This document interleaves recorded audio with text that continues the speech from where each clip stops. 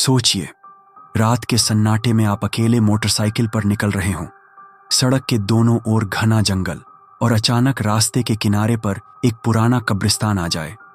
कोई आवाज नहीं, बस हवा का हल्का झोंका और सूखी पत्तियों की सरसराहट। तभी अचानक पीछे से किसी के कदमों की आहट सुनाई दे और जब पलटकर देखें तो वहां कोई हो ही ना। ये घटना संदीप नाम के एक शख्स के साथ हुई थी। संदीप एक छोटा बिजनेस करता था और अक्सर देर रात अपने काम से घर लौटता था। उसका घर शहर से थोड़ा बाहर था और वहां पहुंचने के लिए उसे हर रोज एक पुराने रास्ते से गुजरना पड़ता था।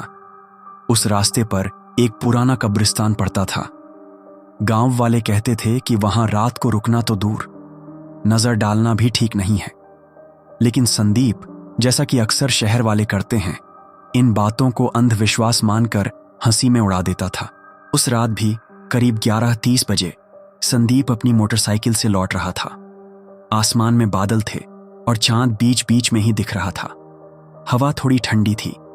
जब वो कब्रिस्तान के पास से गुजरा तो उसने देखा सड़क के किनारे एक औरत सफेद साड़ी में खड़ी थी। संदीप ने सोचा, शायद कोई गांव की महिला होगी, देर हो गई होगी घर जाने में। वो आगे बढ़ गया, लेकिन कुछ सेकंड बाद जब उसने रियर व्यू मिरर में झांका तो वही औरत उसकी बाइक के बिल्कुल पीछे खड़ी दिखी, जैसे उसने एक पल में 10-15 मीटर का फासला पार कर लिया हो। संदीप का दिल जोर जोर से धड़कने लगा। उसने थ्रॉटल घुमाया और तेजी से निकल गया। करीब आधा किलोमीटर आगे जाने के बाद बाइक अचानक बंद हो गई।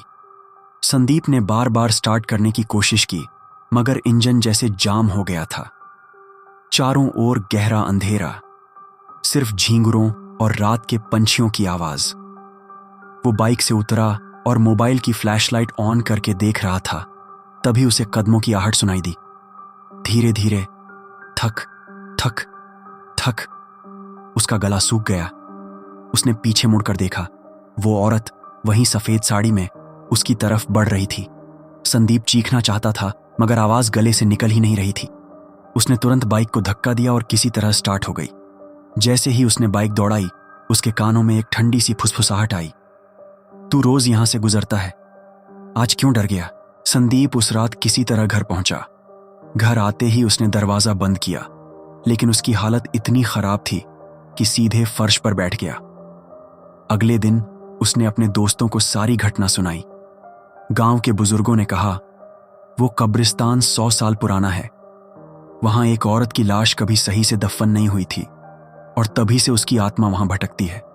संदीप ने कसम खाई कि अब वो कभी उस रास्ते से नहीं गुजरेगा। लेकिन सच ये है, आज भी जो लोग रात के वक्त उस कब्रिस्तान के पास से गुजरते हैं, वो कहते हैं कि सफेद साड़ी वाली औरत अब भी वहां खड़ी नजर आती है।